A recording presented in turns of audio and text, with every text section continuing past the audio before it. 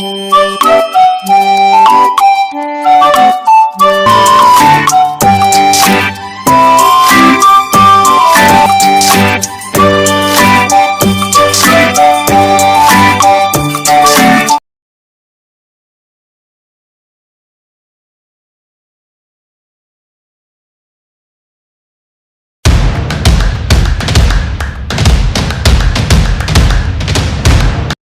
तो बाबा ने जबरदस्ती मेरी शादी उस गवाह के साथ करवा दी।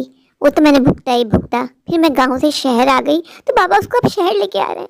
मैंने अपनी किसी भी फ्रेंड को नहीं बताया कि बाबा ने मेरी जबरदस्ती शादी करवा दी। उनकी नजर में अभी भी मेरा स्टेटस अनमैरिड है और बाबा उसको शहर लेके आ रहे हैं। अगर किसी फ्रेंड ने देख लिया तो मैं क्या जवाब दूंगी?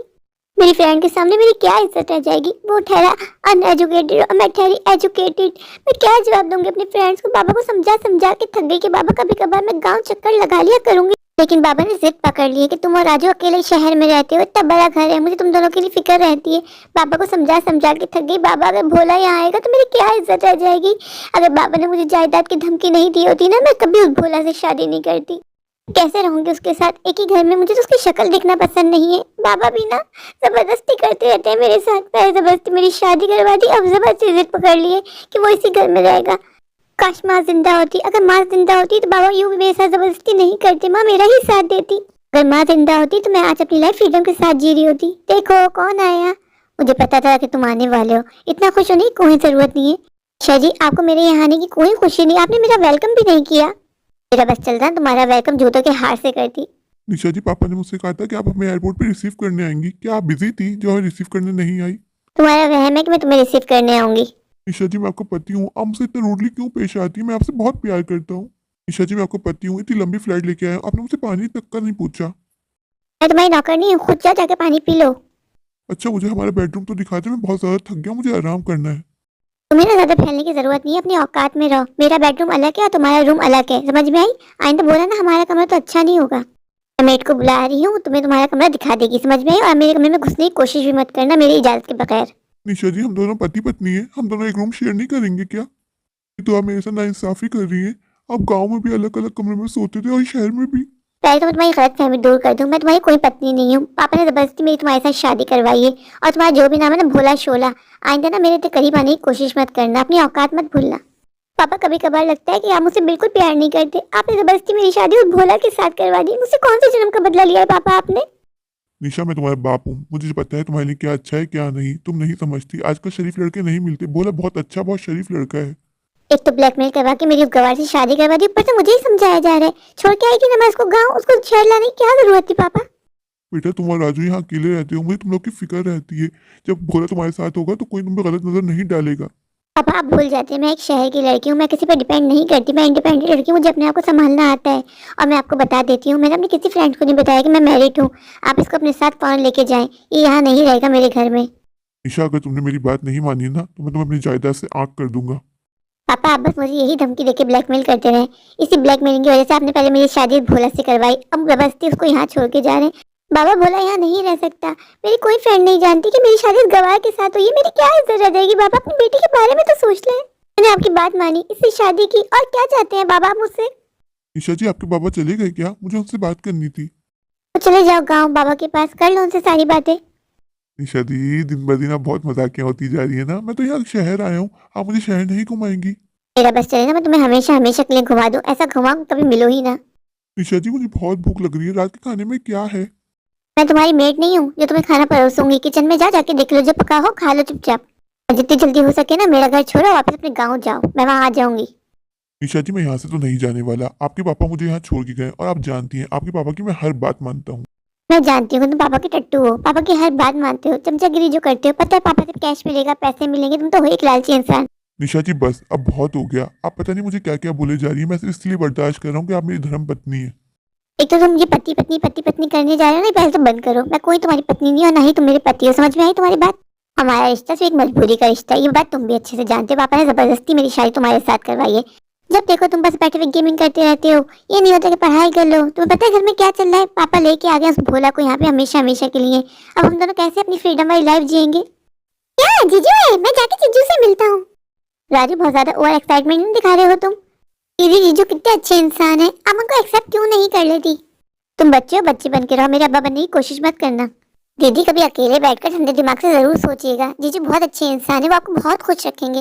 मैं इस बात को जानता हूँ कि पापा ने जबरदस्ती आपकी शादी जीजू के साथ करवाई है, लेकिन आपने ये बात नहीं जानती कि जीजू आपसे बहुत ज्यादा मोहब्बत करते हैं। राजू मैं वैसे बहुत गुस्से में, मुझे लेक्चर देने की कोई जरूरत नहीं, मुझे पता है मेरे लिए क्या अच्छा है और क्या बुरा है। दीदी आपको समझाना तो इम्पॉसिबल है, जीजू कहाँ है, मुझे जीजू से मिलना है। इस गवार को मैं बहुत ज्यादा जलील करके आई हूँ, अगर थोड़ी भी उस पर सेल्फ रिस्पेक्ट होगी ना तो वो गाँव चला जाएगा। दीदी आप बहुत गलत करती हैं जीजू के साथ, हर वक्त उनको जलील करती रहती है। उनकी भी इज्जत है, वो बेचारे हर बात सह जाते हैं, आपकी हर बात हंस के टाल देते हैं।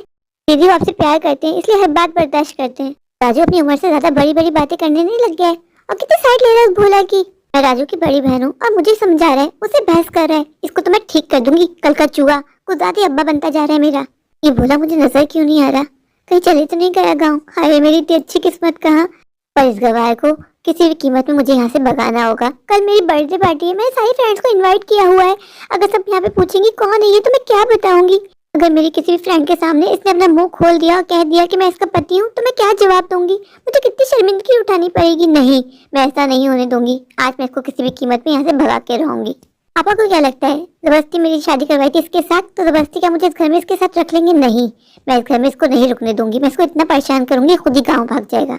ये गवार आदमी भी है कहाँ, कहीं मेरे घर को उलट पलट ना कर दे। इसको भूख लग रही थी, कहीं किचन को आग ना लगा दे। ये कहाँ ढूंढूं मैं इस गवार को इतने बड़े घर में, ढूंढते ढूंढते मैं खुद थक जाऊंगी। मुझे कहीं नजर क्यों नहीं आ रहा, पहला फ्लोर भी देख लिया, सेकंड फ्लोर भी, अब यही फ्लोर रह गया है। कहाँ ढूंढूं मैं इस आदमी को? अभी तक नहीं गया, मुझे लगा था चले गया होगा, तुम अभी तक गए नहीं। मैं तुम्हें कितना जलील किया था, तुम्हें अपनी इज्जत का कोई ख्याल नहीं है। मैं जानती हूँ कि तुम पैसे की पुजारी हो। निशा जी मैं कहाँ जाऊंगा, मैं आपसे बहुत प्यार करता हूँ, आपकी खातिर मैं शहर आ गया, अपना गाँव छोड़ के, अपने माँ बाप छोड़ के। अपने गाँव वापस चले जाओ, अपने माँ बाप के पास। मुझ पे एहसान जताने की कोई जरूरत नहीं है, तुम यहाँ नहीं रह सकते किसी भी कीमत पे नहीं। निशा जी आपके इस बड़े से घर में क्या मुझे छोटी सी जगह नहीं मिल सकती?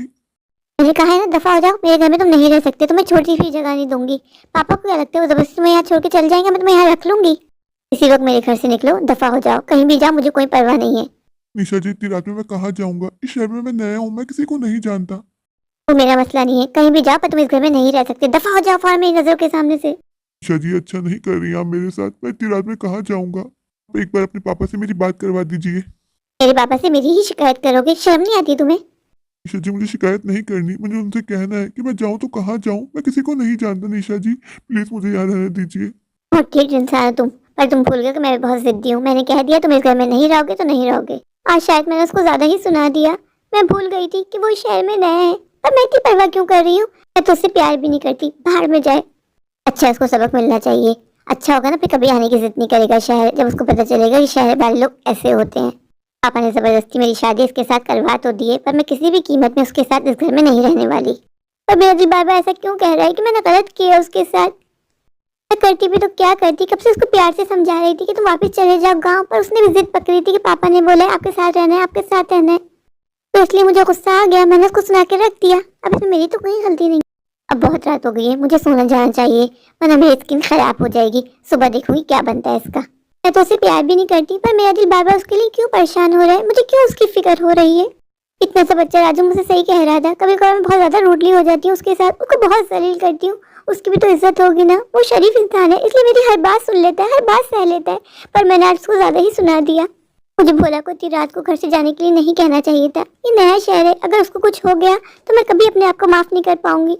वो जैसा भी है तो मेरा पति ही ना, चाहे मेरे बात को एक्सेप्ट करूं या ना करूं, पर मैं क्या करूं। अब तो वो घर से चले गया, अब मैं उसको ढूंढने नहीं जा सकती। अब मुझे जाके सोना होगा, सुबह देखूंगी क्या बनता है भोले का। लेकिन भोले का बार बार सोच के क्या मुझे नींद आ पाएगी। उस गधे के पास सेल फोन भी नहीं है, मैंने उसको कॉल करके बुला लेती, कहती आके रात गुजार लो, सुबह वापस गाँव चले जाना। अब करूँ तो मैं क्या करूँ, कहाँ जाके ढूंढूं उस भोला को। अब तो काफी दूर निकल गया होगा, वो तो यहाँ के रास्ते भी नहीं जानता। जब बाबा को पता चलेगा मैंने उसके साथ इतना गलत किया तो बाबा मुझे कभी माफ नहीं करेंगे। मैं सोने आ तो गई हूँ, पर मेरा दिल उसी के लिए बेचैन हो रहा है। पता नहीं कहाँ होगा, किस हाल में होगा बेचारा। सच्ची उसे बहुत प्यार करता है, पर मेरा दिल है कि उसको मानता ही नहीं है। मैं उसको पति एक्सेप्ट नहीं कर सकती, मैं करूँ तो क्या करूँ। इसलिए कहते हैं कि माँ बाप को बच्चों के साथ जबरदस्ती नहीं करनी चाहिए। ये एक पल का रिश्ता नहीं होता, ये उम्र भर का साथ होता है। पापा ने जबरदस्ती मेरी शादी उसके साथ करवा तो दिए, पर मेरा दिल उसको पति मानने को एक्सेप्ट नहीं करता। मैं करूँ तो क्या करूँ। भला वाकई सच्चा इंसान है, वो मुझसे प्यार भी करता है, कभी मेरे साथ बदतमीजी भी नहीं करता। मैं उसको डांटती रहती, सबके सामने उसकी बेइज्जती करती रहती हूँ, वो कुछ भी नहीं बोलता आगे से। अब मुझे बाहर जाना होगा, भोला को ढूंढना होगा, उससे माफी मांगनी होगी। मेरा दिल कह रहा है कि मैंने वाकई बहुत गलत किया है भोला के साथ। वो कहीं खो गया, किसी गलत चीज में पड़ गया तो मैं क्या करूंगी? मुझे राजू को लेकर उसको ढूंढने जाना होगा। वो मेरी जिम्मेदारी है, वो मेरा पति है। अब मैं और इंतजार नहीं कर सकती। नीचे जाती हूँ, राजू को लेती हूँ, जाके उसको ढूंढती हूँ। वो यहीं कहीं होगा, ज्यादा दूर नहीं गया होगा।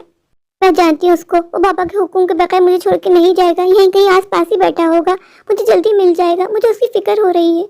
मेरे प्यारे प्यारे व्यूवर्स, अगर आपको मेरी आज की ये स्टोरी अच्छी लगे तो प्लीज़ मेरे चैनल को लाइक कीजिए, अपने दोस्तों के साथ शेयर कीजिए और हाँ, मेरे चैनल को सब्सक्राइब करना बिल्कुल मत भूलिए। अगर आप लोग मेरे चैनल पे नए हैं और अभी तक सब्सक्राइब नहीं किया तो इंतज़ार किस बात का? अभी जाइए, दौड़ कर जाइए, भाग कर जाइए, जाकर मेरे चैनल को सब्सक्राइब कर दीजिए। मुझे ढेर सारा प्यार दीजिए। Thank you.